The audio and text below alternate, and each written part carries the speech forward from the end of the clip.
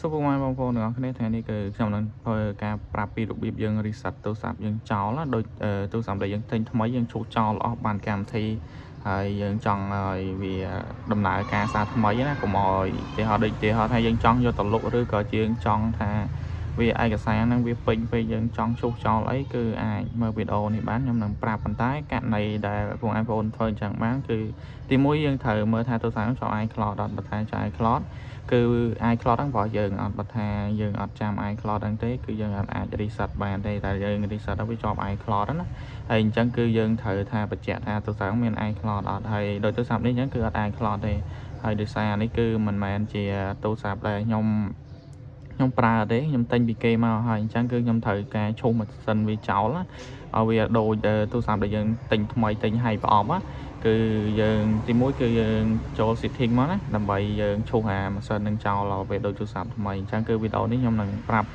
ពីការឈូសហើយនឹងពីការតម្លើងវាឲ្យបានត្រឹមត្រូវដើម្បីយើងប្រើទៅវាងាយស្រួលហើយអញ្ចឹងគឺយើងចូល setting មកហើយយើងកាសមកក្រោមតិចយើងចូល setting ទៀតកន្លែងហ្នឹងណាហើយយើងកាសមកក្រោមទៀតហើយយើងចូលនេះកន្លែងពាក្យនេះ reset iPhone នេះយើងចូលហ្នឹងមកហើយយើងរើសអាក្រោមគេផុត reset នេះall យើងចុចអាហ្នឹងមកហើយនេះយើងចុចអាលើគេនេះចុចទៅហើយចុចម្ដងទៀតតែប៉ុណ្្នឹងមកគឺវានឹង restore បងប្អូនអាចចំណាយពេលប្រហែលជា3ទៅ5នាទីអីហ្នឹងគឺវានឹង restore ហើយវានឹងឡើងកម្មវិធីដើម្បីយើងទៅឡើងហើយខ្ញុំថាអត់សូវចង់កាត់វីដេអូហ្មងទេហើយប៉ុន្តែដោយសារនេះវាយូរពេកអញ្ចឹងគឺខ្ញុំសូម stop វីដេអូធ្វើនឹងសិនពេលដល់យើងវា reset ហើយវាឡើងអាពេលដែលយើងបើកទូរស័ព្ទមកថ្មីចាំខ្ញុំប្រាប់ពីរបៀបតម្លើងវាតទៀតឥឡូវយើងចាំឲ្យវាចេញចឹងសិនចាំខ្ញុំដាក់វីដេអូថតវីដេអូតទៀតពេលដែលយើងចាំវាដើរផុតហើយវានឹងចេញបែបហ្នឹងហើយចំពោះការយើងតម្លើងទៅមុខទៀតគឺអត់មានពិបាកទេយើងអូសមកក្រោមមកហើយយើងរើសភាសាអង់គ្លេសមកដោយសារមានខ្មែរទេកន្លែងនេះគឺយើងរើស Cambodia ឲ្យមកកុំឲ្យយើងបាក់ដូរញ៉ៃញ៉ៃ Cambodia នេះ Cambodia យើងរើសកម្ពុជាមកចុចទៅទៀតមកហើយកន្លែងនេះយើងចុចទៅទៀតមកហើយយើងដាក់ជាមួយនឹងអ៊ីនធឺណិតបើមាន SIM យើងដាក់ SIM ទៅតែខ្ញុំអត់មាន SIM អញ្ចឹងខ្ញុំជាប់ជាមួយនឹង Wi-Fi ដើម្បីយើងចុចទៅទៀតទៅមុខទៀតណាបើអត់មានអ៊ីនធឺណិតក៏វាអត់ឲ្យតម្លើងទៅដែរអញ្ចឹងគឺយើងត្រូវភ្ជាប់អ៊ីនធឺណិតដាក់ Wi-Fi ឬក៏អ៊ីនធឺណិត SIM ទៅចាំតិចមកហើយដល់កន្លែងនេះចាំវាមកស្ទុះទៅមកស្ទុះក្រោយគឺវានឹងចេញខ្ញុំថាជាអាចមកអន្តីជាងអីហ្នឹងតែយើងចាំតិចទៅអីយ៉ាប៉ះលំមក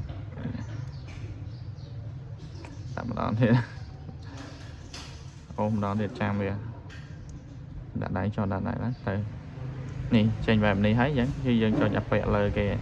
ចុចលើគេមកហើយកន្លែងនេះគឺទោះបីយើងអត់ទាន់គ្រប់ដង8ក៏ដោយគឺយើងត្រូវដាក់រើសអាក្រោមឯងទោះបីជាយ៉ាងណាក៏យើងរើសអាក្រោមដែរប៉ុន្តែបើយើងរើសអាពីលើនេះគឺអត់អាចដាក់ ID ដោនកម្មវិធីប្រើបានទេវាទាមទារអីញ៉ៃញ៉ៃអញ្ចឹងគឺយើងត្រូវរើសអាដម8ឯងបើរើសខុសកន្លែងហ្នឹងគឺអត់កើតទេហើយកន្លែងនេះគឺដាក់ scan មុខ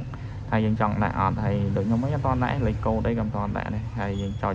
ហ្នឹងហើយវាចេញកន្លែងនេះយើងចុចកន្លែងនេះមួយទៀត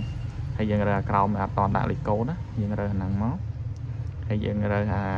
ក្រោមមួយទៀតច្រឡំចុចខុសមិញចុចម្ដងទៀតរើសអាក្រោមគេហ្នឹងហើយនេះរើសឥឡូវគេច្រឡំចុចឲ្យចុចអាក្រោមហើយមកដល់កន្លែងនេះគឺវាសួរថាយើងចង់ដាក់តែឯកសារពីទូរស័ព្ទពីកុំព្យូទ័រឲ្យចូលអត់បើថាយើងអត់ទេយើងរើសអាក្រោមគេផុតហ្នឹងមកហើយមកដល់កន្លែងនេះយើងចុចកន្លែងហ្នឹងមកហើយនេះកន្លែងទី3យើងរើសកន្លែងហ្នឹងមកហើយយើងរើសលើគេផុតមកចាំតិចទៅហើយយើងចុចទៅមុខទៀតហើយមកដល់នេះយើងរើសលើគេមកនេះទៅដល់ហើយហ្នឹងយើងចុចតែលើអា Q លើទៅបានហើយយើងចុចកន្លែងនេះមកចុចទៅទៀតតានេះទៅចុចតាមខ្ញុំទៅហើយមកដល់កន្លែងនេះគឺយើងដំណើរបានជោគជ័យហើយចំពោះការយើង reset ហើយតម្លើងវិញគឺតែប៉ុណ្្នឹងគឺយើងជោគជ័យយើងបាត់ឯកសារពីទូរស័ព្ទចាស់ដូចទូរស័ព្ទយើងទិញថ្មីអញ្ចឹងណា ហើយវីដេអូហ្នឹងគឺមានតែប៉ុណ្្នឹងដែរអរគុណបងប្អូនទាំងអស់គ្នាដែលបានទស្សនាវីដេអូមួយនេះតាំងពីដើមរហូតមកដល់ចប់